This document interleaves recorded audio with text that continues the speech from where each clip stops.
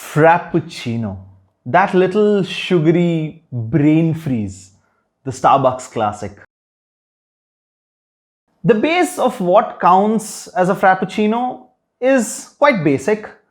Starbucks usually makes it with a base of coffee, and on top of it is, well, everything under the sun, really.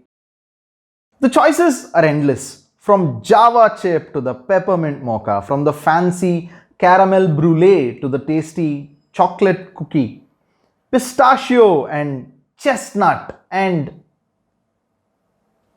matcha creme. Matcha creme? What? This broadcast has been paused as the creator is out of control. I'm fine. Anyone who has tasted a Frappuccino knows it's a sugar rush in a cup. That classic see-through glass with the green straw. It is very successful and ubiquitous with Starbucks. But Starbucks did not want it at first. Starbucks was always meant to be a shrine to good coffee, the Mecca. They used to be very dedicated to delivering coffee the Italian espresso bar way. So much so that when customers demanded non-fat milk in their drinks, it created a storm in the company. Starbucks protected its authentic coffee feel with all its dear life. So adding a chilled drink that was too sweet and had too much ice in it was not to their liking. Howard Schultz, who was the CEO, but also the top coffee nerd in the company, stood by that decision. But things were not the same for store managers in California, far from the Starbucks headquarters in Seattle. In California, store managers were noticing that customers were going away to competitors who were serving granitas, which were a blended ice drink that were more suitable for the temperatures of the Californian summer. Starbucks did have drinks with ice cubes in them, but they were completely averse to a blended drink. Finally, one of the managers decided to take things into her own hands. She got support from a Starbucks executive who had worked in California before and had later moved to the Seattle HQ. He arranged a blender for her to experiment. Dina Campion, who was the rebel manager, came up with a drink. She created a drink after experimentation, but it was inconsistent and had a chalky aftertaste.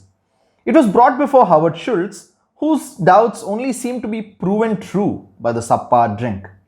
But Schultz remembered the experience with non-fat milk. Though he had strongly been against using that milk because it wouldn't taste as good, he had eventually given in. So he handed this assignment to a group of people who had experience in food innovation. The team changed the base of the drink from using powder to using freshly brewed coffee. They changed the ratios of ice to milk. They used low-fat milk so the consistency would be of an icy drink rather than it tasting too much of the milk. They tested two variants of it and then decided on the final one. The cherry on top of this product was the name. Starbucks had a discontinued product.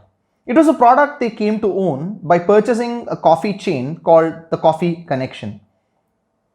The name was a play on the names of two other drinks. One was the Greek iced coffee drink, the Frappe.